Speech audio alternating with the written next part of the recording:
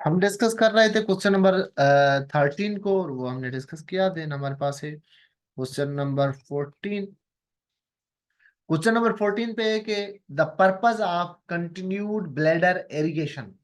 अब गैवेज, लेवेज और bladder irrigation हम पढ़ के आए हैं। ब्लैडर को वॉश करने को ब्लैडर इरिगेशन कहते हैं, जब 3 वे कैथेटर लगा के after prostate operation. Prostate hypertrophy हो जाती है। प्रोस्टेट हाइपरट्रॉफी कब हो जाती है? ओल्ड एज में। जो प्रोस्टेट ग्लैंड है,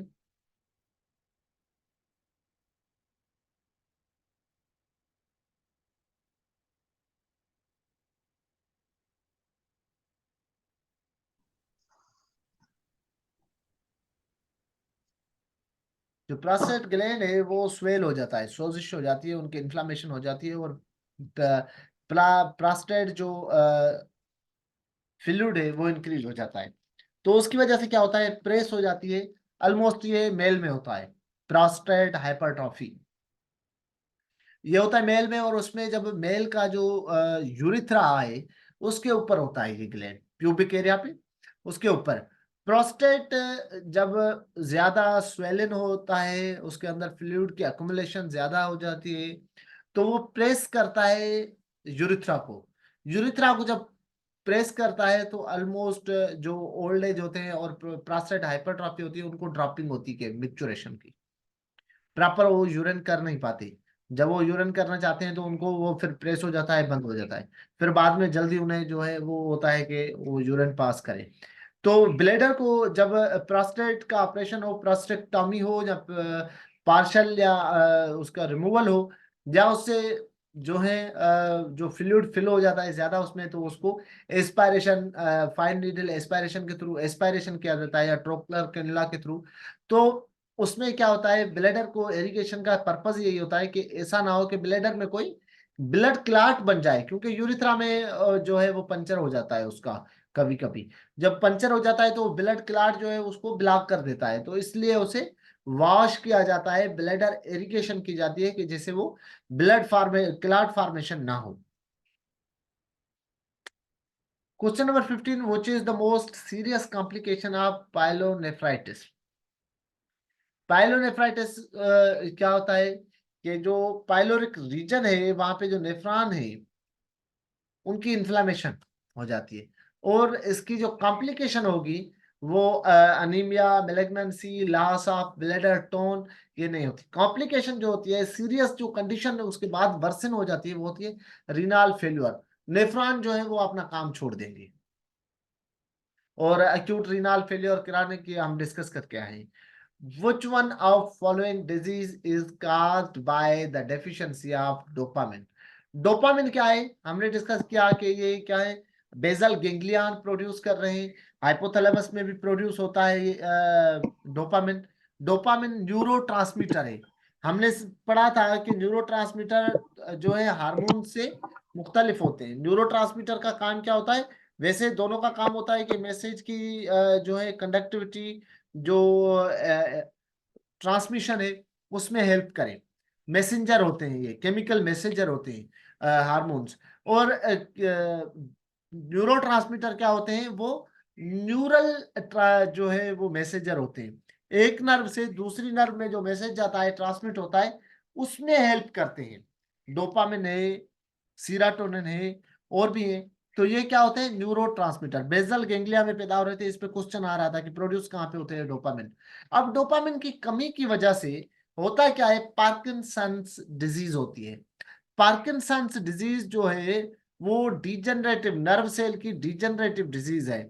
सब्सटेंशिया नाइगेरिया, जो हमने पढ़ के आए कि जहाँ पे डोपामिन प्रोड्यूस हो रहा है, डिजेनरेशन होती है। डिजेनरेशन का मतलब डिजीज, जो प्रोग्रेसिव डिजेनरेटिव डिजीज होती है उसमें एक्चुअली वो फिर रीजनरेट नहीं होती, दोबारा नहीं बनती। कोई भी चीज डैमेज हो, डिजेनरेशन डैमेज, वो ऐसा डैमेज जो रीजनरेट ना हो। तो उसका इफेक्ट अल्टीमेट किस पे पड़ता है? मूवमेंट पे, कंट्रोल मूवमेंट पे जो है वो पड़ता है। ट्रेमरिंग होती है, हाथ कांपते हैं। रिदमिक शॉक, ऐसे झटका लग जाता है, बंदा खड़े खड़े फिर ऐसे हिल जाता है। इसको ट्रेमर्स कहते हैं, या ट्रेमरिक रिदमिक शॉक्स कहते हैं। लिम्स जो होते हैं वो प्रॉपर वो उसकी स्ट्रेट उसे कहेंगे, खड़े रहो तो उसमें फिर थोड़ी लचक आएगी, मूवमेंट आएगी, टिंगलिंग मूवमेंट भी इसमें आती है।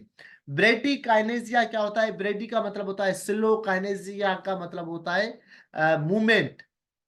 वो जो बंदे होंगे जिनको पार्किंसंस डिजीज होगी, वो फास्ट घूम नहीं सकेंगे, वॉक नहीं कर सकेंगे, स्लो स्लो हिल हिल के जो है वो चलते हैं, उसे कहते हैं ब्रेडी काइनेसिया। रिजिड मसल, मसल जो होती है रिजिड हो जाती है, मूवमेंट इतनी नहीं होती मसल के अंदर।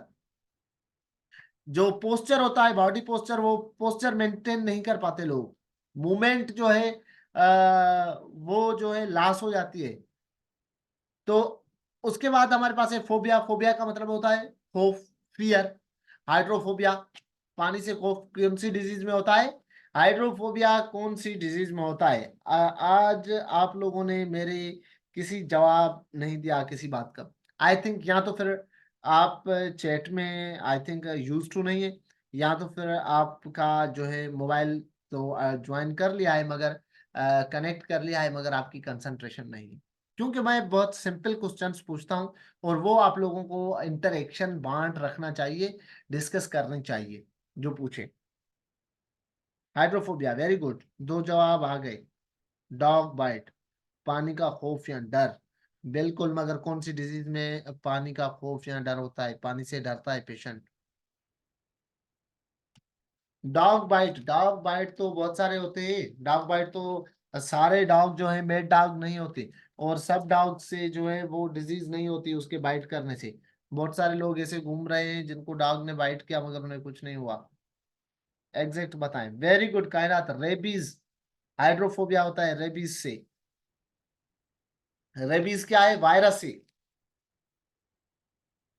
नेग्री बॉडीज, क्वेश्चन आ चुका है। Negri bodies are formed, nerve के जो बॉडी है, वेरी गुड फरीद, नर्व की जो बॉडी है, नर्व जो सेल है उसका क्या है? एक बॉडी है, एक्सॉन है, डेंड्राइट है, थ्री पार्ट। फिर बॉडी जो है उसमें एक बॉडीज बन जाएंगी, नेगरी बॉडीज, और उन बॉडीज बनने के बाद क्या होता है? वो मैसेज कन्वे नहीं होता, प्रॉपरली ट्रांसमिट नहीं होता नेक्स्ट जो है न्यूरॉन में, न्यूरॉन सेल में। तो ये कौन सी डिजीज में होता है? रेबीज वायरस में। ये वायरस के पार्टिकल होते हैं वहां पे, ब्लैकेज ब्लॉकेज बनाते हैं, उनसे नेगरी बॉडीज कहते हैं।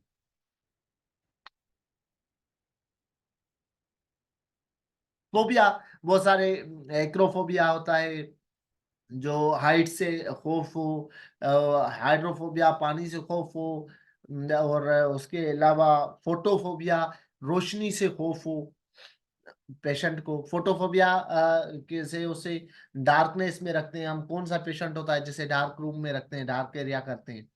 उसके बाद डिप्रेशन। डिप्रेशन एक ऐसी कंडीशन है जिसके बाद सारी उम्मीदें मर जाए। साइकाट्रिक कंडीशन की ऐसी कंडीशन है डिप्रेशन जिसमें सारी होप जो है, बंदा होपलेस हो जाए, उसकी सारी उम्मीदें मर जाए और वो समझे कि अब दुनिया में कुछ हो नहीं सकता।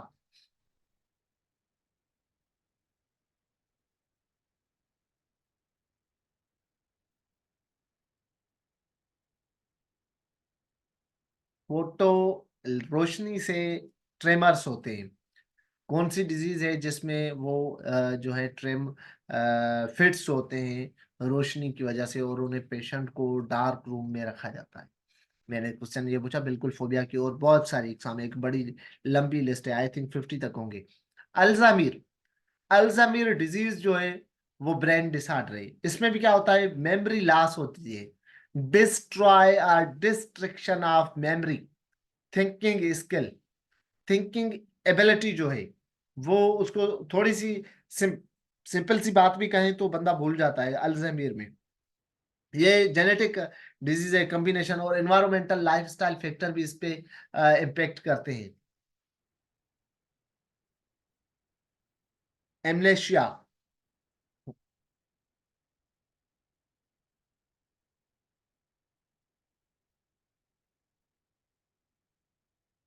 टेटनस टॉक्साइड होती है वो डिजीज, टेटनस, जिसमें रोशनी से, लाइट लगने पे फिट्स और ट्रेमर होते हैं। छूने से भी होते हैं, पेशेंट को छुआ नहीं जाता, कम छुए तो उसकी स्टिमुलाई, टेक्टाइल स्टिमुलाई से भी होता है, या उसको फिट्स होते हैं। Question number 17, fastest safest place site for giving intramuscular injection in infant, ये मैं बहुत बार डिस्कस करके आया था कि ये क्वेश्चन एसपीएससी में आ चुका है। वेस्टस जो मसल है, एंटेरोलेटरल एस्पेक्ट है, जिसे वेस्टस लिटरलस, ये एमसीक्यूज भी टेस्ट में आपको मैं देकर आया हूँ डेली एमसीक्यूज में, न्यूनेट में साइटेड। स्टीटोरिया, अब इसमें हम थोड़े टर्म यूज सीखेंगे कि ब्लड से रिलेटेड जो है, बॉडी में ब्लड जो जहां से आता है, कहाँ से आता है, कौन सा होता है, उसे टर्म क्या देते हैं हम, इसके इसमें थोड़े टर्म है मैंने यूज किए हैं, वो आपको आ जाए तो अगर आपके इस कंडीशन पे कोई भी क्वेश्चन आएगा तो आप इजीली सॉल्व कर सकेंगे। अब देखें स्टेटोरिया, स्टेटोरिया का तो मतलब है कि फैट इन स्टूल। जैसे मेकोनियम, मेकोनियम फर्स्ट स्टूल जो बेबी पास करता है उसे कहते हैं मेकोनियम। मेकोनियम एस्पायरेशन, फिर वो टॉक्सिन हो जाती है और कंडीशन है, उसको छोड़ते हैं। स्टेटोरिया, फैट इन स्टूल। अगर ब्लड इन स्टूल हो तो उसे क्या कहेंगे, मलेना। अगर जो ब्लड हो वो ब्राइट हो, ब्लड स्टूल में हो और वो ब्राइट हो, फ्रेश ब्लड लगे, और एक सिर्फ जस्ट ब्लैक कलर का स्टूल पास करे पेशेंट, तो उसे कहेंगे melaena. Patient pass black bloody type stool, that is called melaena. Melaena means blood in stool. अगर ऐसा हो क्वेश्चन के फ्रेश ब्लड जो है वो पास हो रहा है स्टूल के साथ, तो उसे क्या कहेंगे, haematochezia. Haematochezia means patient passing stool with fresh blood. Fresh blood किस में आएगा, फ्रेश ब्लड आपका ऑलमोस्ट जो है पाइल्स में, रेक्टल ब्लीडिंग हो, एनल ब्लीडिंग हो, उसमें फ्रेश, एनल टीयर हो, उसमें जो है फ्रेश आता है, हेमोराइड में, फिशर में, इंफ्लामेटरी बाउल डिजीज आईबीडी, उसमें कैंसर, कोलान का कैंसर हो, रेक्टल कैंसर हो तो उसमें, और मलेना में ब्लैक डार्क, फिर वो इंटेस्टाइनल और बहुत सारी कंडीशन उसमें हो सकती हैं।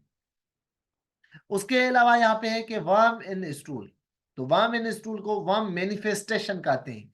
जो वर्म है, जैसे टेप वर्म है, जो स्टूल में हमें विजुलाइज भी हो जाते हैं, नेक्ड आई से हम देखते हैं तो स्टूल में होते हैं, तो उन्हें वर्म मैनिफेस्टेशन भी करते हैं और हेलमेंथिक मैनिफेस्टेशन भी करते हैं। उसके बाद एक चौथा ऑप्शन, प्रोटीन इन स्टूल। प्रोटीन इन स्टूल, जो है प्रोटीन आया स्टूल में, उसको टेस्ट होता है उसके लिए, काल प्रोटीन टेस्ट, काल प्रोटेक्टाइन टेस्ट। उसमें प्रोटीन देखते हैं कि स्टूल में प्रोटीन जो है अनडाइजेस्टेड प्रोटीन जो है वो तो नहीं है उसमें।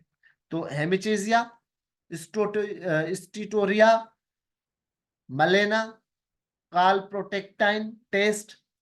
अब देखें स्टेटोरिया में होता क्या है कि बच्चे जो है कुछ होते हैं या कुछ एडल्ट होते हैं, वो ज्यादा फैटी फूड जो है वो ले, एक तो फैटी डाइट ले उसकी वजह से।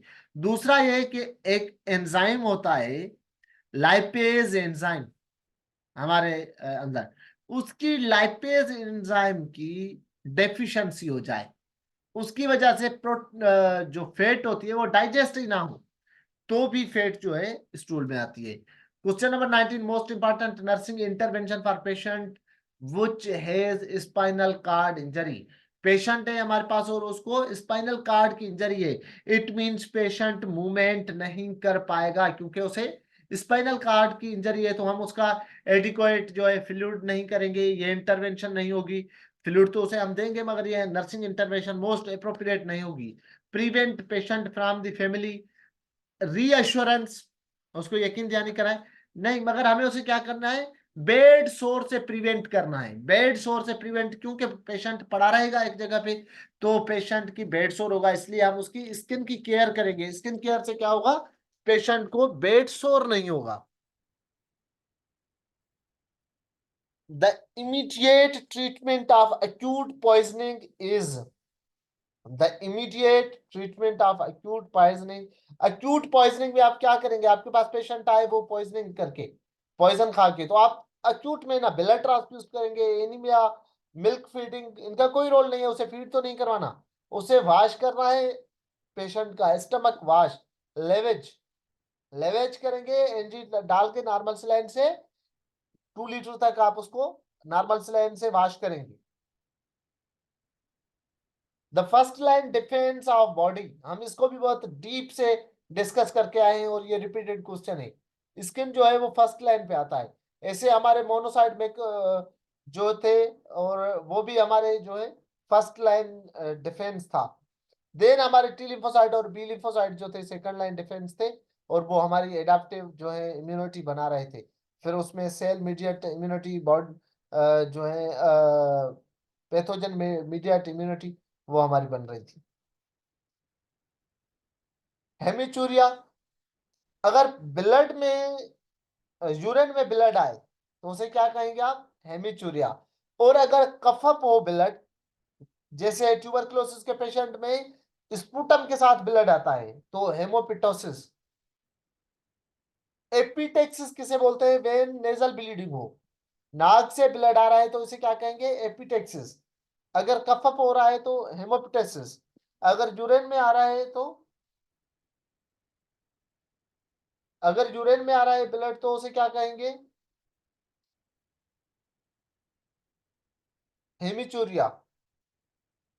हेमाट इमेसिस, अगर वोमिटिंग में ब्लड आ रहा है तो क्या कहेंगे? हेमाट emesis.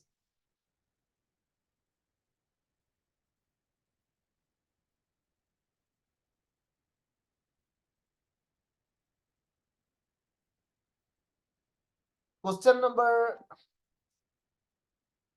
23, other name of coccyx bone. कुछ बोन हमारे हैं जिनके डबल नेम है। तो जैसे हमारे पास है कोकेक्स,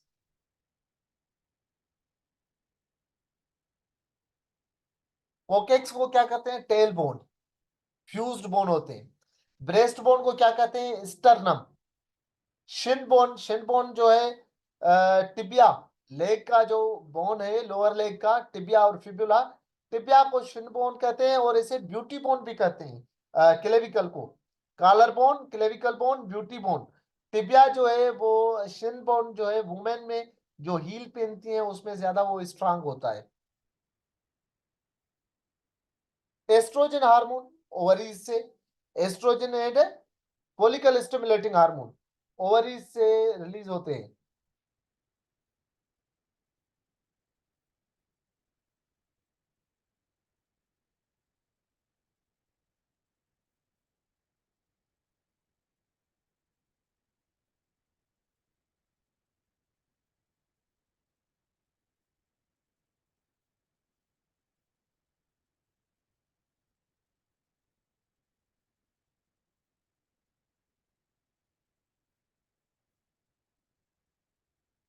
इन normal sinus rhythm, normal sinus rhythm, sinus rhythm आप किसे कहेंगे? जो नॉर्मल रिदम है हमारी हार्ट बीट है उसे क्या कहेंगे दूसरे वर्ड्स में? Sinus rhythm. S T segment, हमारी ईसीजी जो देखते हैं एक रिदम में क्या क्या होता है? P Q R S T. तो उसमें उसकी जो ड्यूरेशन नॉर्मल एक रिदम है वो हमारी एक हार्ट बीट कितने की होती है? 0.08 सेकंड, मीन्स 80 मिली सेकंड। 0.08 सेकंड मीन्स 80 मिली सेकंड। तो 0.08 से करेंगे मल्टीप्लाई तो आपके एक मिनट में कितनी बनेगी हार्ट बीट? 72। तो साइनस नॉर्मल रिदम कितनी गए? 0.08 सेकंड की। अब यहाँ पे जो है 12, यहाँ पे देखें अगर 8 पे जाए तो 19 तो ज्यादा है, 100 भी ज्यादा है। तो इसके जो नॉर्मल होगी वो 12 0.12 सेकंड, या फिर हमारे इसमें होता अगर 80 मिली सेकंड तो हम वो करते। तो यहाँ पे हमारा ऑप्शन 12 सेकंड, 0.12 होना चाहिए था। The phase of respiration in which gases moves in and out of the lungs. अब हम इसे क्या कहते हैं? रेस्पिरेशन। रेस्पिरेशन में टू है मूड, एक कौन सा है? इंस्पायरेशन, दूसरा क्या है? Expiration. Inspiration taking air in and expiration taking air out. Then हमारे पास है, देखें अगर हम ऑप्शंस की बात करें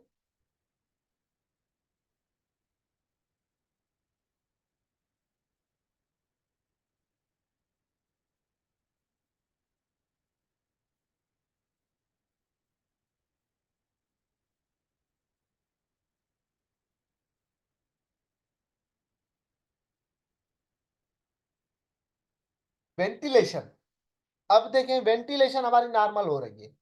आपकी खिड़की होती है आपके कमरे में, रूम में, तो उसकी अगर खुली होती है तो उसे क्या कहते हैं हम? वेंटिलेशन। वेंटिलेशन का मतलब है खुद ब खुदकार सिस्टम से हवा का अंदर आना और बाहर जाना। इसी तरीके से हमारी वेंटिलेशन, एक हमारा होता है वेंटिलेटर। वेंटिलेटर क्या करता है? आर्टिफिशियली वेंटिलेशन करता है, मशीन के थ्रू वेंटिलेशन होती है हमारी। और एक हम नॉर्मल रेस्पिरेशन करते हैं, उसे भी वेंटिलेशन कहते हैं, जिसमें इंस्पायरेशन और एक्सपायरेशन। कोस्मल ब्रीथिंग कहाँ पे? रिपिड फाउल स्मेलिंग के साथ ब्रीथिंग हो तो उसे हम क्या कहते हैं? कोस्मल ब्रीथिंग, जो मोस्टली हमारी कीटो एसिडोसिस में जैसे मैं बता के आया। आर्टिफिशियल ब्रीथिंग और एक होती है spontaneous breathing, active breathing. Artificial breathing कौन सी है? मैन्युअल है। हम पेशेंट को एम्बूबेगिंग के थ्रू दे रहे हैं, एम्बूबेग से हम पेशेंट को मास्क लगा के या नेजल प्रोंग लगा के उसके थ्रू ऑक्सीजन दे रहे हैं, या हम पेशेंट को वेंटिलेटर या सीपैप से दे रहे हैं। तो ये हो गई आर्टिफिशियल, जिसमें पेशेंट के अपने एफर्ट्स ना हो। दूसरी होती है एक्टिव और स्पॉन्टेनियस, पेशेंट खुद ब खुद रेस्पिरेशन करता है, तो इसमें ना कोस्मल ब्रीथिंग ना आर्टिफिशियल, यहाँ पे मगर वेंटिलेशन, सिंपल इंग्लिश का टर्म यूज किया हुआ है। What is the normal partial pressure of carbon dioxide in atrial pressure? हम अब हम क्या करते हैं? एबीजी करते हैं, atrial blood gases. Atrial blood gases ABG में हम क्या क्या देखते हैं? हम देखते हैं pH, level of pH, then partial pressure of oxygen, partial pressure of carbon dioxide and soda bicarb. चार चीजें मोस्ट इंपॉर्टेंट होती हैं। फिर उनको हम डिवाइड करते हैं कि ये एसिडोसिस है या अल्कलोसिस है, वो हमारा जो है मेटाबॉलिक है या फिर रेस्पिरेटरी एसिडोसिस और अल्कलोसिस है। फिर उसको दो में डिवाइड करेंगे। तो उसमें जो एबीजी में हम देखते हैं partial pressure of carbon dioxide कितना होना चाहिए? 35 to 45 जो है नॉर्मल है, और 7.35 to 7.45 जो है पीएच जो है वो इसमें नॉर्मल है हमारे ब्लड की। हम पढ़ भी आए डिस्कस करके। 75 to 100 mmHg हमारी पार्शियल प्रेशर ऑफ ऑक्सीजन जो है वो नॉर्मल है, और 19 to 25 बाइकार्बोनेट हमारे ब्लड में नॉर्मल होता है। अगर इसमें फ्लेक्सिबिलिटी है तो फिर हमारी चेंजेस होगी और चेंज। तो सिंपली हमें हमें इनकी रीडिंग जो नॉर्मल है वो याद रखना चाहिए। Question number 28, what is equipment that directly measures atrial blood oxygen? Atrial oxygen जो है, एट्रियम के अंदर हमारे ब्लड के अंदर जो ऑक्सीजन की सेचुरेशन है, हम किससे मॉनिटर करते हैं? पल्स ऑक्सीमीटर से डायरेक्ट करते हैं।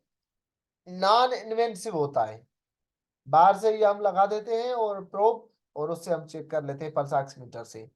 What, question number 29, what is term used to denote regular abnormally and low respiration? हम पढ़ के आए थे कि ब्रेडी का मतलब है स्लो, टेकी का मतलब है हाई, एपनिया का मतलब है कि रुक के पेशेंट की ब्रीथ रुक जाए और उसके बाद एक डीप ब्रीथ ले लॉन्ग पीरियड के बाद, तो उसे कहते हैं एपनिया, जिसे गेस्पिंग कहते हैं। टेकीपीनिया का मतलब है कि फास्ट ब्रीथिंग, ब्रेडीपीनिया का मतलब है स्लो। तो यहाँ पे है कि denote regular but slow respiration are known as. ये मैं बता के आया कि जब कीटो एसिडोसिस होता है तो उसकी असेसमेंट जब हम करते हैं तो पेशेंट की फाउल स्मेलिंग होती है, ओस्मल ब्रीथिंग होती है, रिपिड एंड फाउल स्मेलिंग। तो ओल्फैक्शन के थ्रू हमें बदबू आती है, सूंघने के थ्रू भी हम उसको समझ सकते हैं कि कीटो जो है पेशेंट के करीब आते ही हमें जो है उससे उसकी रेस्पिरेशन से हवास आना शुरू हो जाएगी। तो उसे हम कैसे मेजर करते हैं? ऑल्फैक्शन के थ्रू। तो आज का जो हमारा सेकंड लेक्चर था वो खत्म हुआ। हम कोशिश करेंगे थोड़ा फास्ट चले और थोड़ी डिटेल करें चीजों को। तो मैंने कोशिश की कि आप लोगों के साथ जो नॉलेज शेयर करूं वो बिल्कुल कॉन्सेप्चुअल और थोड़ा फास्ट, क्योंकि हमें थोड़ा बहुत सारी चीजें हम कवर कर सकें।